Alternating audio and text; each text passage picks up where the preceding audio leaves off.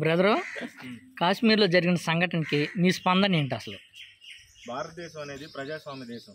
అంటే ప్రజలందరూ సమానం, కులాలు మతాలు విభజనలు ఏమి లేకుండా జరగాల్సిన అన్ని సామాన్యంగా న్యాచురల్గా జరగాల్సిన దేశం అంది.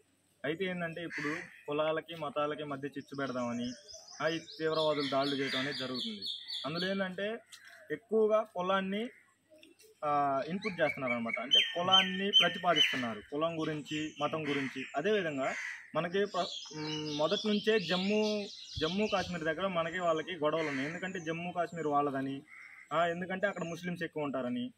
ఇది జమ్మూ కాశ్మీర్ మన ఆంధ్రప్రదేశ్, మన భారతదేశం ఏంటంటే అంతా సమానం. జమ్మూ కాశ్మీరు ఫస్ట్ కాడి నుంచి మన దగ్గర ఉంది కాబట్టి మనదే జమ్మూ కాశ్మీర్ అన్న విధంగా మనం ఆలోచిస్తున్నాం అనమాట. అయితే ఇప్పుడు మోడీ గారు ఏమంటున్నారంటే ఇప్పుడు జరిగిన సిచ్యువేషన్ని సింపుల్గా అయితే తీసుకోవడం లేదు. ఎందుకంటే 28 మంది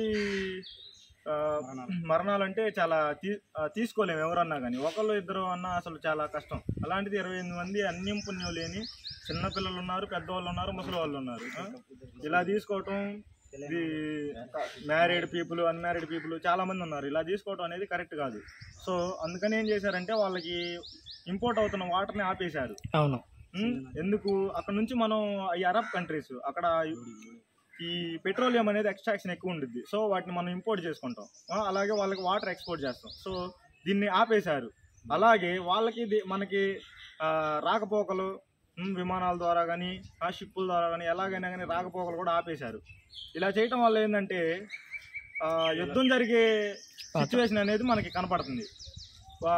మోడీ గారు ఆల్మోస్ట్ శాంతియుతంగానే కంప్లీట్ చేయాలనుకుంటారు ఏ విషయాన్నైనా, కానీ వాళ్ళు చేసింది కరెక్ట్ కాదు కాబట్టి మనం తీవ్రంగా రియాక్ట్ అవ్వాల్సి వచ్చింది. అయితే ఇప్పుడు అక్కడ ఏం చేశారు, ఏదైతే ఉగ్రవాదులు ఉన్నారో వాళ్ళు కేవలం ఒక హిందువులనే టార్గెట్ చేశారు అని ఒకటి వస్తుంది కదా, అది ఎంతవరకు నిజం అంటారు?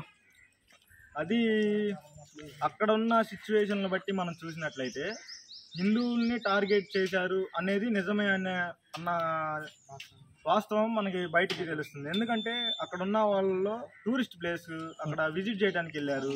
అంటే విజిట్ చేయడానికి అంటే పర్టికులర్ వాళ్ళే రారు కదా, అంటే పర్టికులర్ కులం పర్టికులర్ మతం అనే వాళ్ళు రారు కదా.